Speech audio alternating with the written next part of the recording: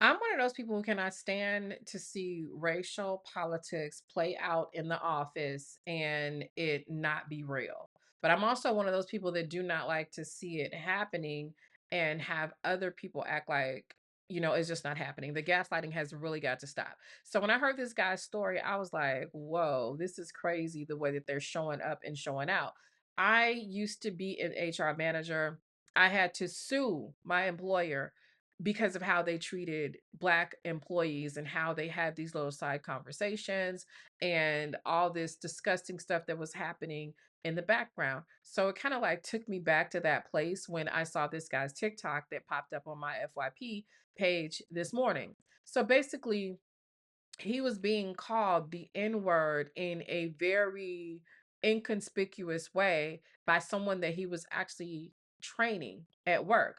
And this person actually got a lot of other people in on the shenanigans where they basically were calling this man a dumb N word to his face, but pretending like they were just screwing up his name. So he actually, does get into the story. I'm going to go ahead and let him finish. It is absolutely crazy how some of these racist cowards play in your face. Let's take a listen. How I was discriminated on at work for a long time, and I didn't even realize I was being discriminated until a particular situation happened. So, years back, I worked at a steel mill for a lot of years, and part of my job as a steel mill worker was I had to train people. I was what they call a department leader in my department. And so when they hired new people, my job was to train them on various machines and operations and how to set the machines up to run a product that we were trying to run.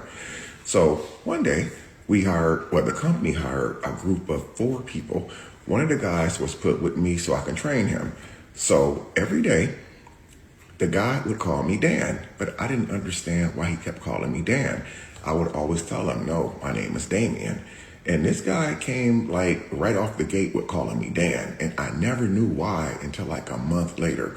We were sitting in the break room one day. Everybody was eating. So I walked in the break room to sit down to have my lunch. Everybody was already in there eating. So I was always one of the last ones to the break room. So when I walked in the break room, everybody from different departments was in the break room.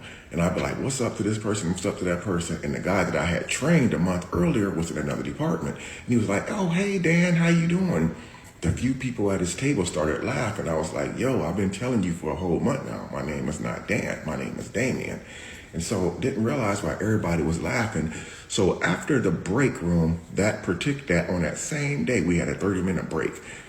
The employee restroom was right outside of the break room. So as break was almost over, I went into the restroom. Another coworker had came into the restroom. After I went in there, he was like, hey, I want to tell you something. And the guy that came in the in the restroom was white. He said, hey, Damien, I want to tell you why that guy keeps calling you Dan. I said, well, why? Because I know I'm not good with names. When I first meet somebody, I don't remember their name until after 3 or 4 times. But I figure after a month of training this guy and working with him, he should know my name is Damien, not Dan. And it's right on my work uniform. It says Damien right on my uniform. He said the reason why he keeps calling you Dan is because he's a racist. He don't like black people. I said, oh, well, a lot of people here don't like black people. So I don't really care. He said, no, no, no, no. You don't understand. The reason why he keeps calling you a Dan, he's doing it on purpose. I said, okay, what is he doing on purpose by calling me Dan?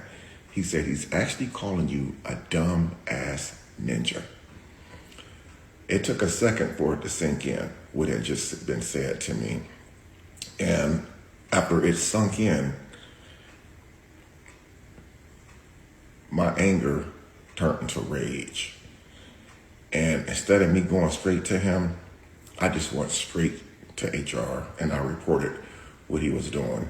And so HR told me to record it one day of him saying it. Even though we had several witnesses of him calling me Dan, HR just needed me to just get us just a small recording of him saying it. Okay. For me, as someone that has an HR background, this part kind of confused me. What I would have done if I was managing that department was I would have set up the scenario. Okay. I would have been the one capturing the recording. I would have had cameras placed strategically so that I could catch it myself. Not to say that, this is a bad idea or whatever. And let me know what y'all think right now down in the comment section about that. Should the burden have been on him to do the recording? Or should HR have actually done the recording themselves? Let me know what you think, because I feel like unless they made the effort and they couldn't get it, that they should have been the ones putting cameras in places, or placing what we would call strategically a mole, for HR in the room as a trusted witness, even though he did say that there were witnesses to the situation.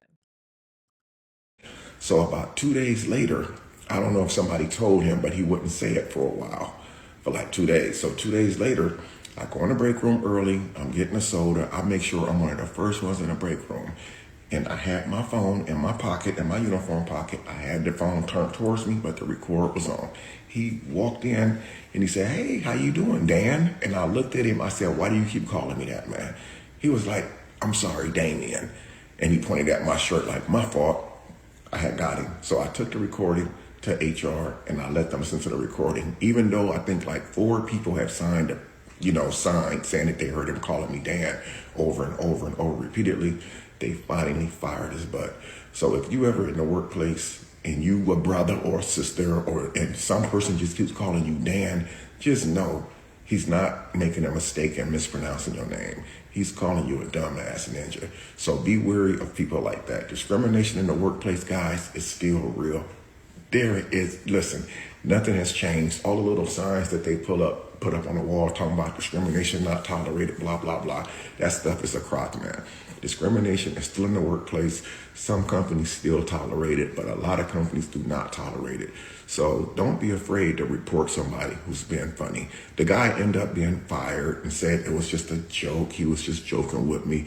But the company didn't find it too funny. Neither did a lot of the employees didn't find it funny either.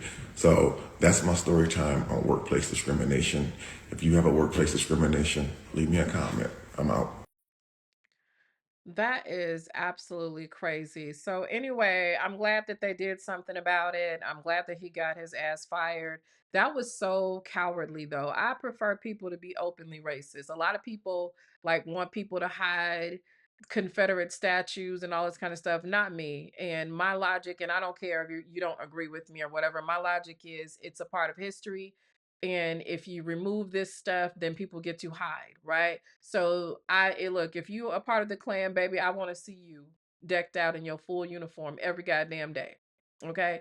Do not wait till you get home to call me the N word. Do not make up a cute acronym, by the way, which I must tell you that listen, there's a couple of them. Okay. You got DAN, you got BAN, and you got HAN. Down in the comments if you know what each acronym stands for.